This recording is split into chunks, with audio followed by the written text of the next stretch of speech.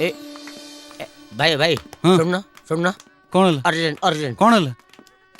100 टଙ୍କା ଦେନା ମତେ ପିଇ ପାଗଳ ହେଇଯାଇଛ ନା କଣ ବାପା ଅଛନ୍ତି ଏଇଠି ମଦ ପିଇବ ତମେ ଦବନି ଏଇଠି ଏତେ ଲୋକ ବୁଲୁଛନ୍ତି କାହା ପାଖରୁ ମାଗି ପିସି ତୁ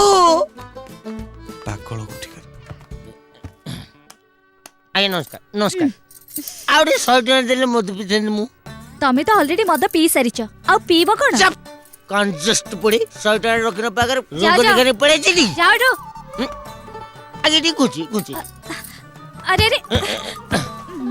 ଆଜ୍ଞା ନମସ୍କାର ହଁ, ବାଲାଜନ ହଁ। ଆରେ 100 ଟଙ୍କା ଦେଲେ ମଦ ପିଇ ଏଇଟା କଣ ମଦ ପିଇବା ଜାଗା ନା ମତେ ପଇସା ଦଉନାହାନ୍ତି ମୁଁ ମୋ ପଦାରେ ଯାଇ ପିଇ ଏଇଟା ପାଗଳଟା ନା କଣ ଯା ଶୀଘ୍ର ଯା ପଳା ଏଠୁ ଯା ପରା କହୁଛି ଚିକି ଚିକିଆ ଶାଢୀ ପିନ୍ଧିକି ଆଇଛ 8 ଘଣ୍ଟେ ରଖିନ ଛେ ଚୁପ୍ छी ଆଜ୍ଞା ନମସ୍କାର ଯଦି ସେଇଟା ଟିକେ ବାଜିଗଲା ମୁଁ ଟିକେ ଜାଣିପାରେ ଏଇଟା ତ ମୁରଇ ଭଳିଆ ଲାଗୁଛି ମାଗିଦବା ଦେଖନ୍ତୁ ଏ ଯୁବପିଢି ଆଜ୍ଞା ନମସ୍କାର 100 ଟଙ୍କା ଦେବ ମତେ ପିଇ ଆରେ ତୁ କିଏ ମୁଁ ତତେ କାଇଁ 100 ଟଙ୍କା ଦେବି ତୁ ଏ ବାହାଘର ଭିତରକୁ ଆସିଲୁ କେମିତି 100 ଟଙ୍କା ପାଇଁ ଏତିକି କ୍ୱେଶ୍ଚନ ହଁ? ଆପଣଙ୍କ ଜଜ୍ ଜଜ୍ ଆପଣ ପାଗଳଟା କିରେ ତୁ ତତେ ୟା ଭିତରକୁ ଡାକିଲା କିଏ ମୁଁ ଶୁଣେ ସେଇଟା କହିଦେଲେ ମତେ କଣ ଆପଣ 100 ଟଙ୍କା ଦେବେ ଆଜି ତ ଧଳା ଚୁପି ସେ ଟୋକା ସଞ୍ଜୁ ଇଆଡେ ଆଇଲୁ ଏ ସଞ୍ଜୁ ଏଠୁ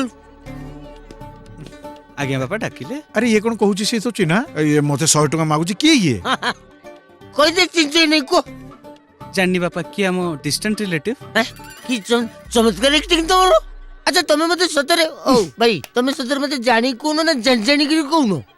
ଇଏ ପିଇଛନ୍ତି ବୋଧେ ଆବୁଲ ତାବୁଲ କଥାବାର୍ତ୍ତା କରୁଛନ୍ତି ମୋର କାମ ଅଛି ମୁଁ ଆସୁଛି ବାପା ଯା ବାବା ଯା ଯା ହଁ ଆଜ୍ଞା ନମସ୍କାର ଏଇ ଯୋଉ ମୁଁ ଭାବୁଥିଲି ଘରେ ଆପଣ ଏକିଟିଆ ପାଗଳ ଆପଣଙ୍କର ବୋର୍ଡରେ ସବୁ ପାଗଳ ସବୁ ପାଗଳ ଆଜ୍ଞା ଗୋଟେ 100 ଟଙ୍କା ଅଛି ଦେବ କି ଟିକେ ପ୍ଲିଜ